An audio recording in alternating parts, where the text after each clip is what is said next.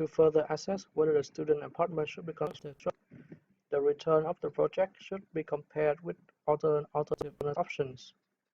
In this case, acquiring existing rental property in the area to start leasing out immediately is a suitable alternative option because it is similar in nature and has similar risk profile as well as cash flow structure.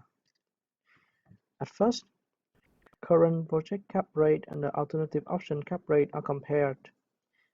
Cap rate of the alternative option is assumed to be 6.6%, equal to the average cap rate of houses near the campus.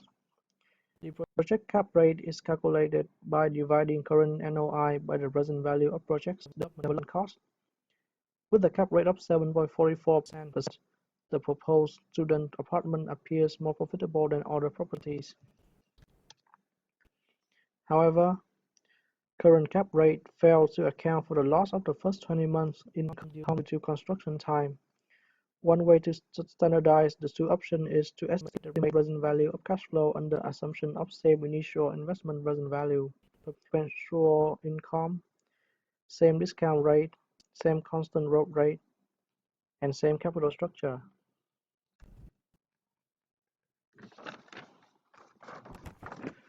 The results indicate that building a luxury student apartment for lease will be more profitable than leasing out existing property. From the same formula, it can also be calculated that project's NPV is greater than that of the alternative option, as long as growth rate is above 2.86%, or the alternative project's cap rate with similar growth rate and risk are below 6.78%. The two graphs demonstrate relative profitability of the projects in regards to different growth rate and alternative option cap rate. To engage in a project, the developers must be aware of the project's cost and capital requirement. Total project cost is $3,760,000, consisting of land costs, construction hard costs, and soft costs. The substantial hard construction costs represent 65% of total costs and are financed through a construction loan. That leaves $1,183,000 for developers' contribution required to cover land acquisition and soft costs. The two diagrams show the monthly capital requirements and the funding distribution of projects during construction stage.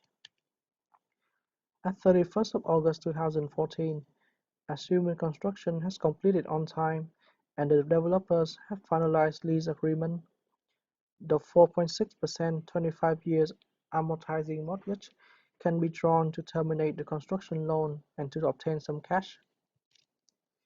If the interest rate for construction loan is also at 4.6% and no payment is made during construction stage, unpaid interest on the construction loan will add up to $9,100. As a result, on completion date, the construction loan and any unpaid interest can be effectively converted to the mortgage. Since the mortgage exceeds the sum of construction loan and unpaid interest, the developers can obtain the surplus of $387,000. This reduces equity contribution requirement to above $700,000. Overall, this project will require large developers' contribution during the early stage, since loan on land acquisition and soft costs are not available. However, funding requirement will reduce by the amount of cash surplus as soon as the mortgage can be drawn. To sum up, Kimberly and Chris should go on with the project if they can acquire the land at a reasonable price and are able to find sufficient debt and equity funding. That's the end of our presentation. Thank you for listening.